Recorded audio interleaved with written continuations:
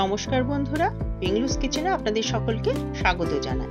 আজ তোমাদের সঙ্গে একটা ইয়াম্মি রেসিপি শেয়ার করব। এখানে আমি 500 ml দুধ নিয়ে নিয়েছি। দুধের মধ্যে আমি এখানে কর্নফ্লোর মিক্স করছি আর চিনি দেবো, দিয়ে ভালোভাবে এটাকে মিক্স করে আমি এখনো ফ্লেম অন করিনি। এবার ফ্লেম অন করব, করে চিনিটা গলে গেছে নাড়াতে নাড়াতে। এবার আমি ফ্লেম অন করে এটাকে সমানে নাড়িয়ে যেতে হবে যাতে তলায় না লেগে যায়। দেখো গাঢ় হতে শুরু করে দিয়েছে, আর একটু গাঢ় হবে।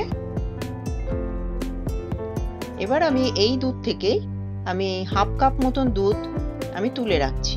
কেন তুলছি সেটা আমি দেখাচ্ছি পরে। এবার আমি দেখো অনেকটাই গাঢ় হয়েছে, ঠান্ডা হলে কিন্তু আরো গাঢ় হয়ে যাবে। তাই আমি এবার ফ্লেম অফ করে রেখে দিচ্ছি। এক মুঠো পুদিনা পাতা আমি মিক্সি জারে দিয়ে যে দুধটা তুলেছিলাম ঠান্ডা করে এর মধ্যে দিয়ে আমি এটা ফাইন পেস্ট তৈরি করব। ফাইন পেস্ট তৈরি হয়ে গেছে। এখানে আমি একটু গ্রিন কালার অ্যাড করলাম, যেহেতু এটা পুদিনার আইসক্রিম তাই গ্রিন কালার অ্যাড করলাম, এটা অপশনাল। এটা ভালোভাবে আমি মিশিয়ে নিচ্ছি। ভালোভাবে মেশানোর পর এখানে আমি ফ্রেশ ক্রিম নিয়ে নিয়েছি। এখানে আমি হুইপ ক্রিম নিইনি। হুইপ ক্রিম নিলে কারণ অনেকের বাড়ির কাছাকাছি হুইপ ক্রিম পাওয়া যায় না, তো তাদের জন্য তাদের চিন্তা করে আমি আজকে ফ্রেশ ক্রিম দিয়ে আইসক্রিমটা বানাচ্ছি। ফ্রেশ ক্রিম নিয়ে আমি এটা বিট করে নিয়েছি। এবার আমি পুদিনার যে পেস্টটা সেটা মিক্স করে দিচ্ছি। দেখো কত সুন্দর কালার লাগছে। এবার আমি ভালোভাবে মিক্স করা হয়ে গেলে যে দুধটা আমি ঠিক করে নিয়েছিলাম সেইটা দিয়ে আবারও একটু বিট করে নিচ্ছি। এবার একটা কন্টেনারে দিয়ে আমি ডিপ ফ্রিজে রেখে 2-3 ঘন্টা ডিপ ফ্রিজে রেখেছিলাম। এবার জমতে সবে শুরু হয়েছিল, দেখো জমতে আরম্ভ হয়েছিল। এই অবস্থায় আমি আবারও এই ব্যাটারটা একটা বোলের মধ্যে নিয়ে আবারও বিট করে নেব।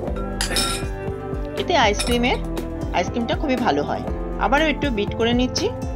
বিট করার পর আমি সেই সেম কন্টেনারে আমি এটা দিয়ে দিচ্ছি। দিয়ে আমি এর মধ্যে ডার্ক চকলেট আর হোয়াইট চকলেট চিপস ছড়িয়ে দিচ্ছি।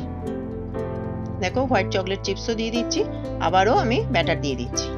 আইসক্রিম ব্যাটারটা আমি এর মধ্যে দিয়ে দিচ্ছি। এই আইসক্রিমটা খেতে খুবই ভালো লাগে আর একদম রিফ্রেশিং। দেখো দেওয়া হয়ে গেল। এবার আমি আবারও চকলেট চিপস দিয়ে দিচ্ছি। 2 রকমের চকলেট চিপস এর মধ্যে ছড়িয়ে দিলাম। দেওয়ার পর একটা ক্লিন র্যাপ দিয়ে ভালোভাবে এই আইসক্রিমের সঙ্গে লাগিয়ে দেবো। আরও একটা ক্লিন র্যাপ দিয়ে আমি কভারটা দিয়ে ওভারনাইট আমি ডিপ ফ্রিজে রাখছি। ওভারনাইট পর ফিরে এলাম। দেখো কত সুন্দর হয়েছে আইসক্রিম। দেখতে যেমন সুন্দর হয়েছে, খেতে তো দুর্দান্ত হয়েছে। আমি স্কুপ দিয়ে তুলে তোমাদের দেখাচ্ছি। দেখো এখানে পুদিনা চকো চিপস আইসক্রিম হয়ে গেল। আমি চকো চিপস দিয়ে সাজিয়ে নিয়েছি।